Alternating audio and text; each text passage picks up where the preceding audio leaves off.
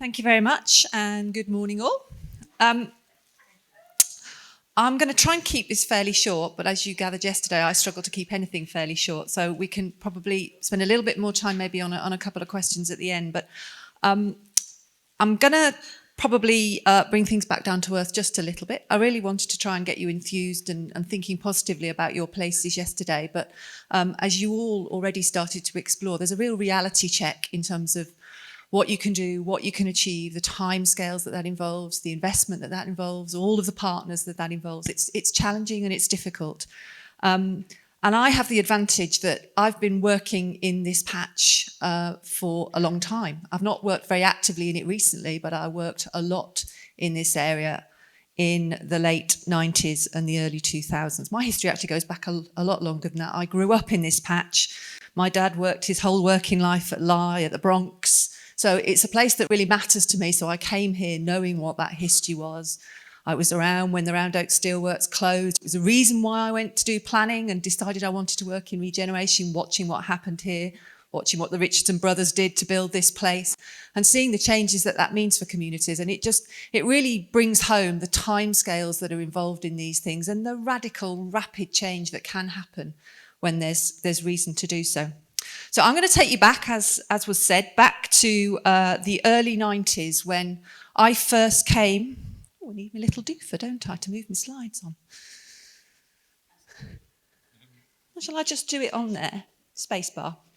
I first came to work in this patch when Chelsfield owned the Merry Hill Shopping Centre in the early 90s. And for those of you that were around, you'll remember that they were trying to get a big department store built and Merry Hill expanded. Retail was absolutely booming at that time and retail was driving regeneration in this area and in lots of other areas as well.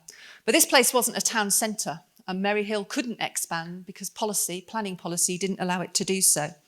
Having failed to achieve their objectives through an appeal process in planning, they started to think very differently about the nature of this place and the relationships between Brierley Hill, Merry Hill, and the waterfront. We came along and we worked with Chelsfield initially, the owners, but increasingly with the wider community to think about how those three places, waterfront, Brierley Hill, Merry Hill, might come together into one place, into a town centre. It's quite a radical thought at the time, and it was one that courted a great deal of controversy at the time. But that's what we did. We spent several years working to put together a strategy to make this place a whole place and make it a town centre. The most important focus for that, as it came to be, was really how you join these three things together and how you fill in the gap in the middle. You'll all be familiar, obviously, with the ambitions now for this place, but at the time they were not connected. They were not joined up at all. They were very distinct places. And the real heart of the problem was how do you connect these places up if they're going to be one place? So working with the team here, we put together a vision for that place and some of the imagery that you will see from that original work done in the early 90s. I think it's important to say that even then, even though retail was driving the agenda, the desire for John Lewis to come to Merry Hill was driving the agenda, the local community realised actually there was an opportunity in this to use that investment as the driver for much more radical change. And a lot was achieved. You can now drive round that road south of the High Street and you can see that wonderful medical centre, which was our first priority for a new community use in the middle of that area between Merry Hill and Brierley Hill. Take some of the cars out of the High Street. You will see that Chelsfield committed to start to turn the shopping centre inside out. So it wasn't all about what was going on the inside of the building. They started to create some nice public spaces outside the building. They put in those pedestrian connections through the car parks, up the hill, onto the canal, started that process of connecting things up. They also did some really quite important things in terms of thinking about how you turn a shopping centre into a town centre in relation to uses. We brought some residential development right onto the doorstep of the shopping centre. And that may seem fairly ordinary now, but it was really quite radical at the time. Also, they experimented with how you might start to remove some of the surface car parking, stacking it up into multi-deck car parks, in order to create opportunity to see development around the shopping centre. And, there's one car park that got built with a fascia of residential development on the corner of Merry Hill down there, which has now been standing for some considerable time. That was the first go at doing that. And that is still held up in my industry 25 years later as one of the prime examples of how you might remodel these old shopping centres into something different. Unfortunately, that was about as far as it got. As we were really starting to gain some momentum with those ideas, we ended up in a great long planning process to get this place eventually designated as a town centre. It took many years, and then the recession hit and took us back a step. I'll come back to that in a moment. Probably one of the examples of the ways in which they had a go at turning the shopping centre inside out. I'll just touch on Dudley before I come back to some of the general thoughts about these things and what happened since. You will recall, if you were around at the time, that all of this energy and investment and talk about the future of Brierley Hill Town Centre, talk about Merry Hill, talk about John Lewis coming, talk about all the changes that were happening, Dudley was sitting there beginning to really struggle. And at that time, some work was done on the impact of regional, sub-regional shopping centres on existing historic towns and centres within their sphere, and what all this change in planning policy and change in retail hierarchy was meaning. Dudley rightly put its hand up and said, hang on a minute, you can't be doing all this up at Merry Hill, Brierley Hill, and not trying to tackle what's actually going on in Dudley. And there were direct links made between, what was going on at Merry Hill and what was going on in Dudley. It wasn't the complete picture, and as we now know, there are a whole host of reasons why places like Dudley Town Centre has struggled. So we started to pick up a bit of momentum for Dudley, and in the same way as we were working on Brierley Hill, Merry Hill, we started a similar programme of activity in Dudley and produced a very similar kind of strategy for the future of Dudley Town Centre, which actually was work we were working on during the early 90s and actually got adopted and approved in 2005. I think we got a lot right in what we were talking about at that time for Dudley. An awful lot of the things you were talking about yesterday were on the agenda then.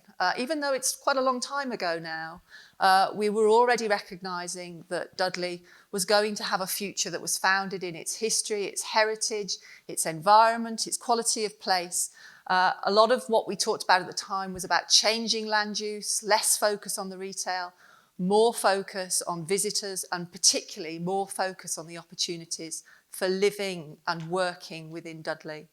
There were a number of documents produced, including what we called an area development framework, which was kind of a grand vision for Dudley Town Centre.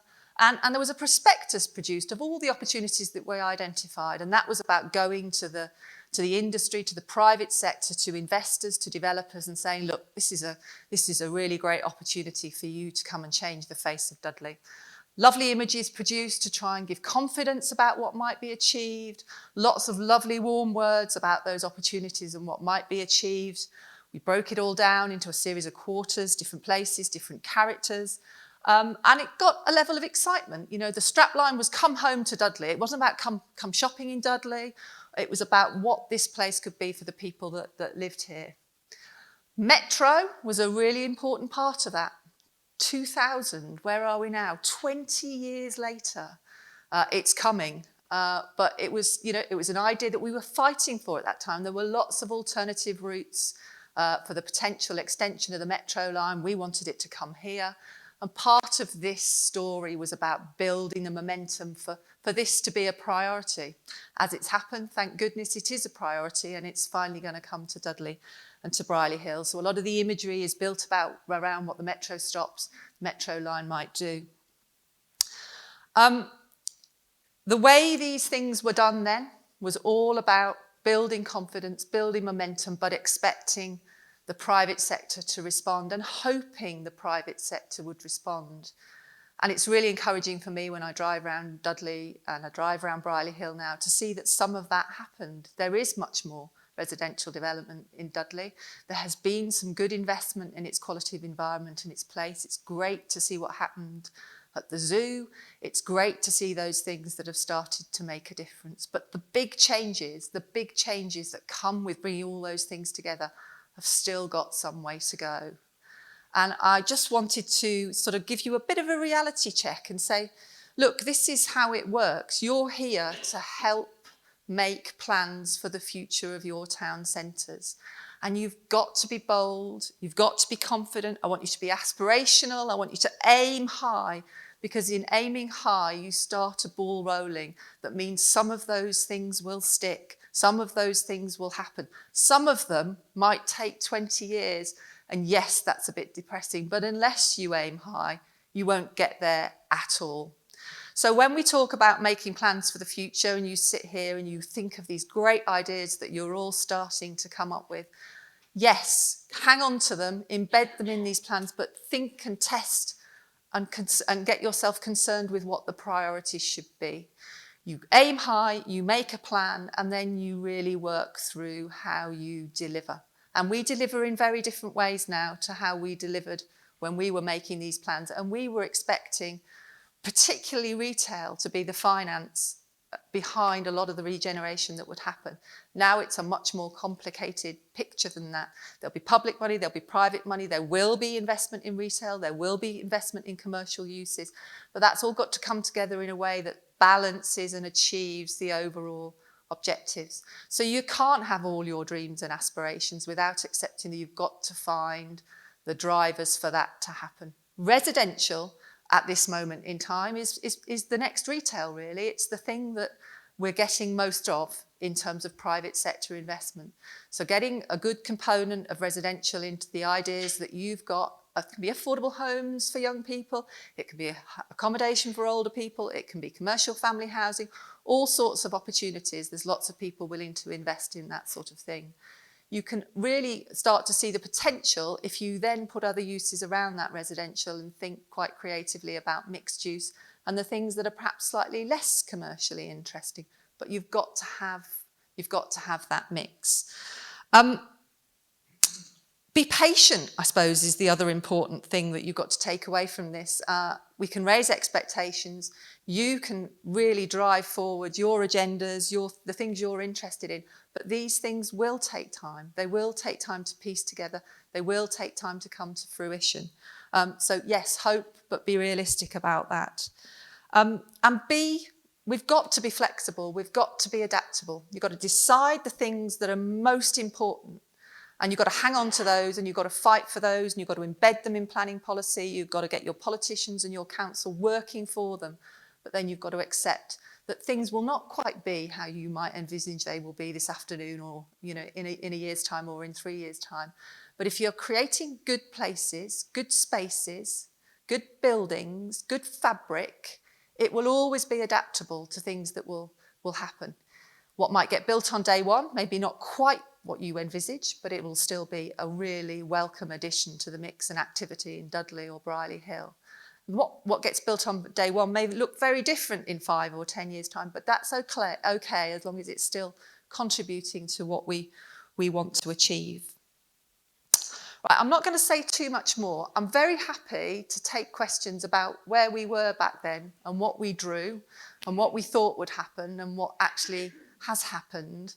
And what is still to happen. But I think it's probably better to do that in relation to the things that you're particularly interested in, or the things that you know were being bandied around back in 1996 or 2002 that you thought great and then have just been disappointed to see not happen, as it were.